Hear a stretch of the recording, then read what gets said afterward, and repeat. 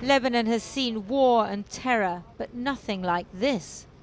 The port has been flattened. Silos that held the country's grain reserves jut like a ruined castle from mounds of spoiled wheat. The Beirut governor says damage extends over half the city. Shop and apartment windows were blown out 2 miles away. 2.5 million people live here, as well as tens of thousands of Syrian refugees. Some 300,000 Beirutis are now thought to have been made homeless by the explosion. Today, army and civil defense were searching for survivors in the wreckage. 27-year-old Issam Atta was rescued after 16 hours under the rubble, injured but alive. How many people lie deep in the debris, their families' hope fading with every hour that goes by? This morning, President Michel Aoun toured the site. He was told that 2,750 tons of ammonium nitrate used in fertilizer and explosives had been stored for 6 years without safety measures in a warehouse. Everyone knew, it seems, but no one did anything about it. The government held a minute's silence. Surviving port officials have been put under house arrest. We are determined to investigate and reveal what happened as soon as possible and to punish those responsible. Little comfort for those who waited at hospitals through the night, desperately hoping to find a son, a mother, a nephew. He's 29. Since 7 p.m. last night, we've been to every hospital in Beirut, and now we're waiting for the names to come out. But nothing's been said yet. We don't know if he's dead or alive. Several hospitals were themselves hit by the blast and so badly damaged they had to turn away the injured. Much of the St. George Hospital was destroyed. There are many victims. We lost 4 nurses and patients and also visitors. There were many dead and injured, maybe 200. The moment of the blast yesterday was captured on 1,000 smartphones. People started filming the smoke from the first explosion and were rolling for the second.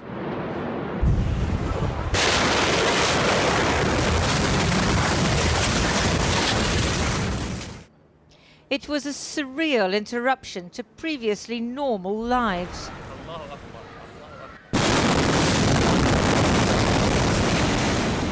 The Oklahoma bomb in 2005, which killed 168 people, used 2 tons of ammonium nitrate, a fraction of this. Older Lebanese remember the civil war of the 1970s and 80s and the Israeli attacks of 2006. I filmed the war. I went to in 2006. I went to the South Lebanon to see this, but it took 30 days to do the same destruction. We had it in one explosion. It is a catastrophe. I've never seen something like that. And what now? Lebanon was already in crisis, its economy collapsing, its currency in freefall. It's like a big earthquake that hit Lebanon and Beirut. It will cost billions of dollars to restore.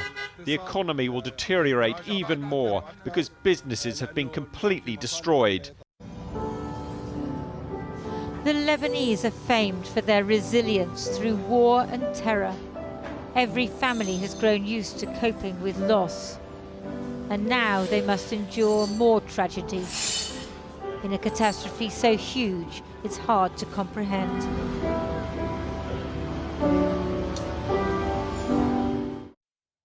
Incredible images. Lindsay Hilson reporting there. Well, a little earlier I spoke to Dr. Assam Haj, who's been treating the injured in Beirut. I asked him if Lebanon had ever experienced anything like this before. Never. In my life, never. I mean, through the experience we passed before, never. This is I would say up to now the worst experience. I mean, it's in terms of the magnitude, what we heard. We've never heard such an explosion before. And all this is happening in the middle of the COVID-19 pandemic. That must make it even more difficult. It's premature now. It's early to say, did it affect, are we going to have increased numbers in COVID, treating that high numbers of patients? I think a few days down the road, we can tell better. Do you think that Beirut can recover from this? I mean, half the city's buildings have been damaged. You know, we can always recover. We've recovered the civil war, we've recovered several wars, and we have the strong will, the strongest will to survive and to move on. We could always recover. How does it personally feel for you? It's a bad experience. I'll never forget. It's I've never expected that I'm gonna be in that position, in that situation. But psychologically and morally, I can tell you I'm strong, and we're working hard to help our community, to help our patients, and we are all hopeful we can come to better times. Do you need help from the outside world? Yes, definitely. I mean, I can tell you, we're running short of supplies. We have the manpower, but we need support. We need all kind of support in terms of supplies, financial support to sustain what's going on. So it's I can't lie about it. It's clear we need support.